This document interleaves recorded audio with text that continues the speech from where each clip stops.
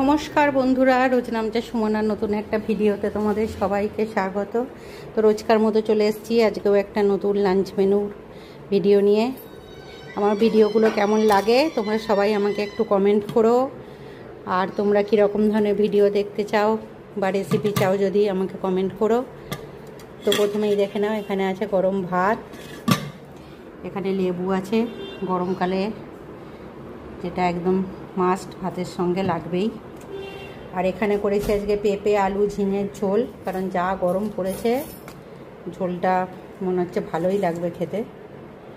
আর এখানে আছে তোপসে মাছের ঝাল, অনেক দিন পরে তোপসে মাছটা এলো, একদম তেল ঝাল করেছি।